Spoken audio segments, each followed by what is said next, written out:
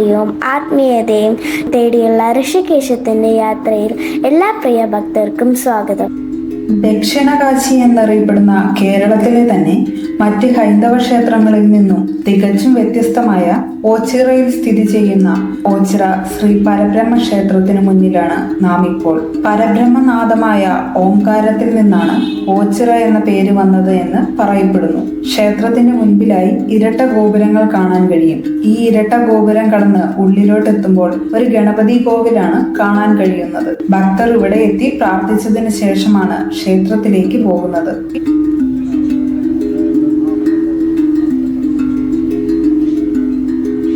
ഈ ക്ഷേത്രത്തിന്റെ പ്രധാന പ്രത്യേകതയാണ് ഇവിടെ ശ്രീകോവിലോ പ്രതിഷ്ഠയോ ഇല്ല എന്നുള്ളതും മറ്റു ക്ഷേത്രങ്ങളിൽ നിന്നും വ്യത്യസ്തമായിട്ടുള്ള ആരാധനാ സമ്പ്രദായവുമാണ് എന്നത്. കിഴക്കേ ഗോപുര കവാടം മുതൽ 22 ഏക്കറോളം സ്ഥലത്ത് ശൈവ വൈഷ്ണവ സങ്കല്പത്തിലുള്ള 2 ആൽത്തറകളും കാവുകളും അടങ്ങുന്നതാണിവിടം. ഒരു ശ്രീകോവിലിനുള്ളിൽ ഒതുക്കി വെക്കാൻ പറ്റാത്ത തരത്തിലുള്ള ഈശ്വര സങ്കല്പമാണ് ഈ മഹാക്ഷേത്രത്തിനുള്ളത്.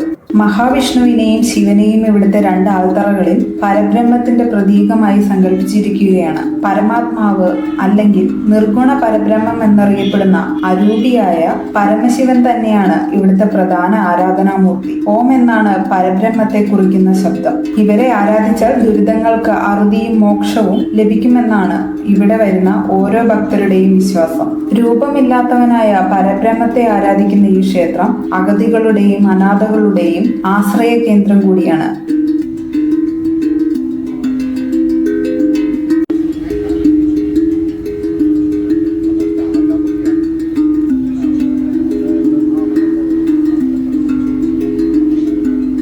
ദരിദ്രർക്കും രോഗികൾക്കും യാചകർക്കുമായുള്ള കഞ്ഞിപ്പകർച്ച പ്രധാന നേർച്ചയാണ്. ബുദ്ധിവിഹാര കേന്ദ്രമായ ഓച്ചിറ ക്ഷേത്രത്തിലെ ആൽമരത്തറകളിൽ സങ്കല്പിച്ചിരിക്കുന്ന പരബ്രഹ്മം സൂചിപ്പിക്കുന്നത് ഇവിടെ പണ്ട് ബുദ്ധവിഹാര കേന്ദ്രമായിരുന്നു എന്നും വിഗ്രഹാരാധനയെ പ്രോത്സാഹിപ്പിക്കാത്ത ബുദ്ധമതത്തിന്റെ സ്വാധീനമാണ് ആൽമരച്ചുവട്ടിലെ പരബ്രഹ്മം എന്നും പറയപ്പെടുന്നു.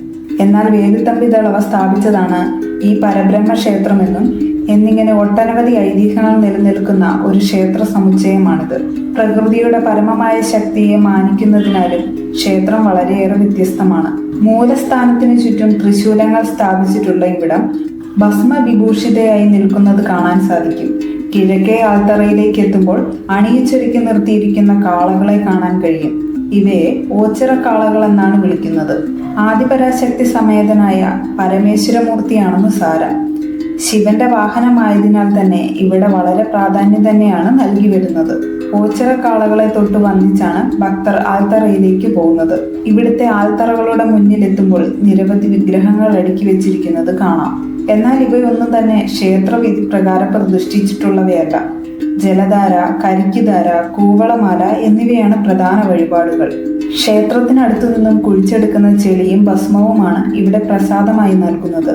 ശാരീരിക രോഗങ്ങൾക്കുള്ള പ്രതിവിധിയായി തടിയിൽ തീർത്ത ആൾരൂപം ഇവിടെ കാണാൻ സാധിക്കും. ഈ ആൾരൂപങ്ങൾ തലയ്ക്കൊഴിഞ്ഞ് സമർപ്പിക്കുന്നത് ഇവിടുത്തെ പ്രധാന വഴിപാടുകളിൽ ഒന്നാണ്.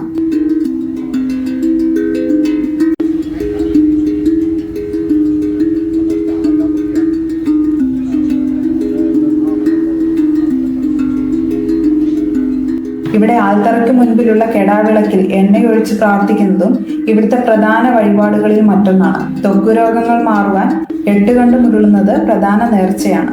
മറ്റ് കാര്യസാധ്യങ്ങൾക്കായും ഇവിടെ ഉരുളിച്ച നടത്താറുണ്ട്. പണ്ട് രോഗം മാറേണ്ടവർ തന്നെ 8 കണ്ടത്തിലും ഉരുണ്ടിരുന്നു. ഇവിടുത്തെ മണ്ണ് ഔഷധ ഗുണമുള്ളതാണെന്നാണ് ദേശവാസികളുടെ വിശ്വാസം. ഇപ്പോൾ വഴിപാടുകാരന് പകരം ഉരുളുവാൻ പ്രത്യേകം ആൾക്കാരുണ്ട്. കിഴക്കേ ആൽത്തറയ്ക്ക് തുല്യ പ്രാധാന്യമാണ് ഇവിടുത്തെ പടിഞ്ഞാറേ ആൽത്തറയ്ക്കുമുള്ളത്. ആൽത്തറയുടെ പടിഞ്ഞാറ് ഭാഗത്ത് പാർവതി സങ്കല്പമാണ്.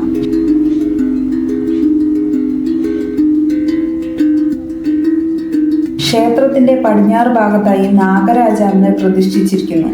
ദോഷങ്ങൾ മാറുവാനായി പുള്ളുവന്മാരെ കൊണ്ട് പാടിക്കുന്നത് ഇവിടുത്തെ ഒരു ആചാരമാണ്. പരബ്രഹ്മ ക്ഷേത്രത്തിന്റെ മാത്രം പ്രത്യേകതകളാണ് ഇവിടെ വർഷം തോറും നടത്തിവരുന്ന ഓച്ചിറക്കളിയും ഓച്ചിറക്കാളിയും. ഇവിടെ ജൂണിലാണ് ഓച്ചിറക്കളി നടത്തുന്നത്.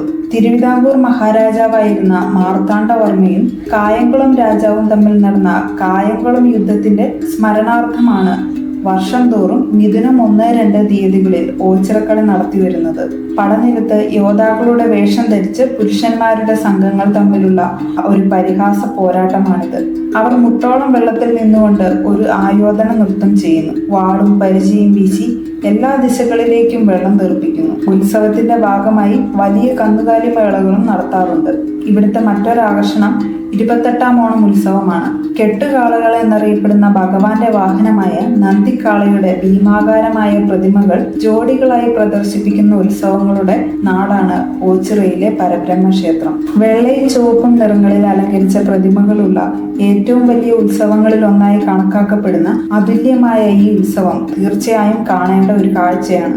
ഓച്ചിറ കാളകെട്ട് എന്നത് സംസ്കാരത്തിന്റെയും ആഘോഷത്തിന്റെയും വലിയൊരു പ്രദർശനം കൂടിയാണ്. ഉത്സവകാലത്ത് ഓണാട്ടുകര പ്രദേശത്തിന് കീഴിലുള്ള 52 കരകളെ പ്രതിനിധീകരിക്കുന്ന ആളുകൾ ഈ കൂറ്റൻ പ്രതിമകൾ താളമേളങ്ങളുടെയും വാദ്യമേളങ്ങളുടെയും അകമ്പടിയോടെ ഘോഷയാത്രയായി ക്ഷേത്ര പരിസരത്തേക്ക് കൊണ്ടുവരുന്നത്. ക്ഷേത്ര പരിസരത്തെ അലങ്കരിക്കുന്ന ഈ കാളകൾ യഥാർത്ഥത്തിൽ കെട്ടുകാഴ്ച എന്ന മനോഹരമായ ദൃശ്യാവിഷ്കാരമാണ്. ഇത് ഭഗവാന്റെ ആചാരപരമായ വഴിപാടാണ്. ഭീമാകാരവും വർണ്ണാഭവുമായ ക്ഷേത്രവാഹനങ്ങളുടെ ഘോഷയാത്രയിൽ കാളയുടെ വലിയ പ്രതിമകൾ വഹിക്കുന്നത് ഒരു ആഘോഷം മാത്രമല്ല, കേരളത്തിലെ ജനങ്ങളുടെ അചഞ്ചലമായ വിശ്വാസത്തിന്റെയും ഭക്തിയുടെയും ആത്മീയ ഐക്യത്തിന്റെയും അടയാളം കൂടിയാണ്. ഇവിടെ 12 വിളക്ക് എന്ന പ്രസിദ്ധമായ ഉത്സവം വൃശ്ചിക മാസത്തിലെ 3 മുതൽ 12 വരെയുള്ള ദിവസങ്ങളിലാണ് നടത്തപ്പെടുന്നത്. ഉത്സവത്തിൽ പങ്കെടുക്കാൻ കേരളത്തിലെ നാനാഭാഗത്തു നിന്നും ആളുകൾ ഇവിടെ എത്തിച്ചേരുന്നു. ആ 12 ദിവസങ്ങളിൽ ഭക്തർ ക്ഷേത്രാങ്കണത്തിലെ എളിമയുള്ള കുടിലുകളിൽ താമസിക്കുന്നു. 12 വിളക്ക് വളരെ ആവേശത്തോടെയും ഉത്സാഹത്തോടെയുമാണ് ക്ഷേത്രത്തിൽ ആചരിച്ചു വരുന്നത്. പാദമുദ്ര എന്ന മലയാള ചലച്ചിത്രത്തിൽ ഓച്ചിറയിലെ വിശ്വാസങ്ങളെ പറ്റി പരാമർശിച്ചിട്ടുണ്ട്. ഇതിലെ അമ്പലമില്ലാതെ ആൽത്തറയിൽ വാഴും ഓംകാരമൂർത്തി ഓച്ചിറയിൽ എന്ന ഗാനം വളരെ പ്രശസ്തമാണ്. ഓച്ചിറ പരബ്രഹ്മമൂർത്തിയുടെ എല്ലാ അനുഗ്രഹങ്ങളും എല്ലാ ഭക്തർക്കും ഉണ്ടാകട്ടെ എന്ന് പ്രാർത്ഥിച്ചുകൊണ്ട് ഋഷികേശം അടുത്ത പുണ്യഭൂമി തേടി യാത്ര തുടരുകയാണ്.